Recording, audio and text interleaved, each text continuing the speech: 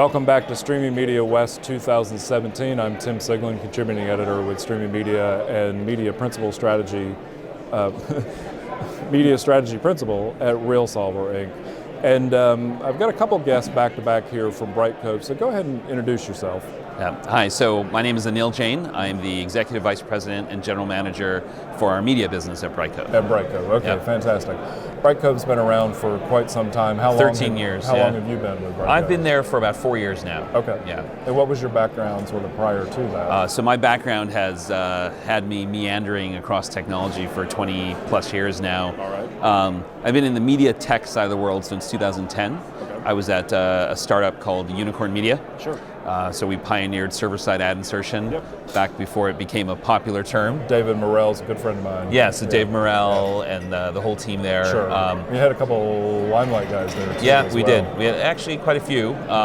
So, you know, folks that started in the CDN world that kind of moved into the video publishing and then monetization, right? And so I was part of that team, and I headed up strategic business development and corporate development, and sold the company to Brightcove the very beginning of 2014. Okay. So just coming on completing 4 years, and then prior to that, I'm actually a material scientist by training. Oh, really? But I haven't touched that in years. Computational fluid dynamics, all that fun stuff? Oh, yes. So superconductors, optical waveguides, LCD panels. So the two very large companies I worked at in my past are Corning Incorporated while I was going through undergrad and grad school. Right. And then I moved from Boston after grad school to Arizona to work at Intel Corporation. And then at Intel, had the pleasure of being part of a team that launched Intel's first internet startup, and that changed everything. And so thereafter that, I got into startups. Well, that's fascinating, because I started out in aerospace research with wind tunnels, although my job was crisis management, public relations, so when we blew something up, I would do that. I could neither confirm nor deny. Wow. That kind of thing. But that whole CFD, pressure-sensitive paint, materials, thermal ablation, we could have a long conversation on that, but let's not right let's now. Not. No, it's far afield from streaming media. So you were on a panel just a moment ago with me talking about securing the live stream. Let's talk a little bit about that for people who weren't able to be here. Sure, absolutely. There are obviously a number of technical questions and solutions around securing the content of a live stream.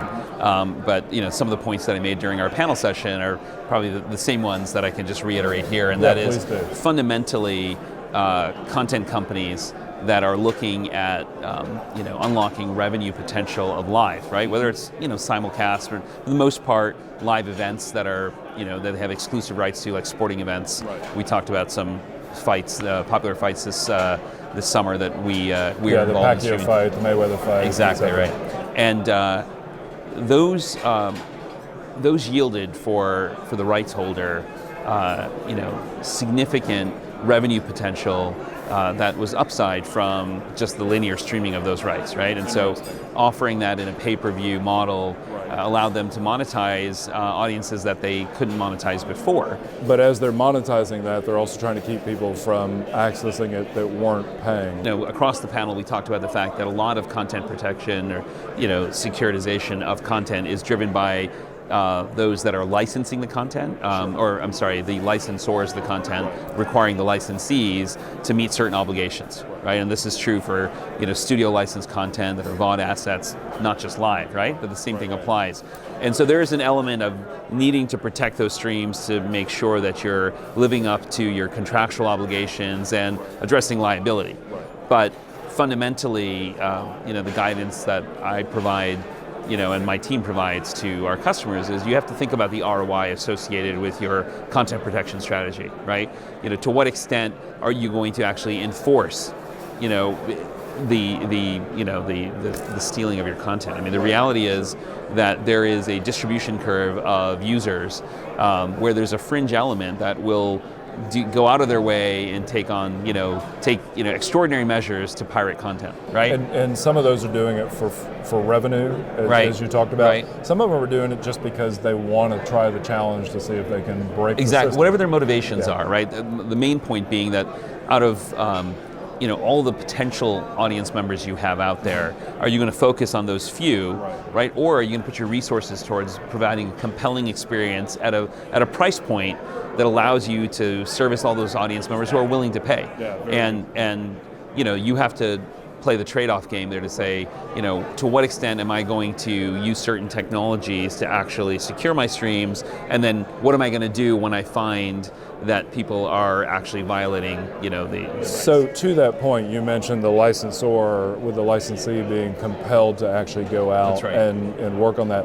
You as a technology provider to the companies who own the rights to those fights, you also, to a certain extent, have that same sort of obligation, absolutely. And that's probably written contractually into it. That are there targets that you have to hit that no more than 3% of the people are actually? Yeah. So it's a good point. I mean, I think a lot of what goes into a contract for a service provider, and we have to be smart about this as well, because this is all about who bears the liability in the end, right? The SLA part. Right, and so there are premium SLAs that we can provide to our customers. Those are about service levels in terms of uptime and the quality of the stream, and if there are other features they're using, are those available, because they're very important to their overall model, right?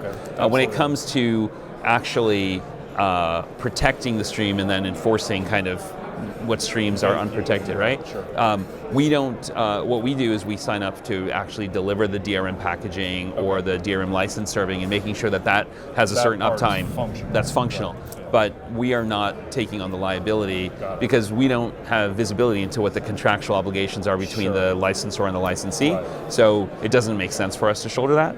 That being said, what really matters is long-term relationships with customers, and if you're going to fail to provide the service that they need, you're not going to have that business. So we do obviously focus very, very much on redundancy and all the functionality that the customer needs, because in the end they have to provide this experience because it's real dollars. Absolutely. Anil, thank you very much. Yeah, it was my pleasure. Nice to speak with you.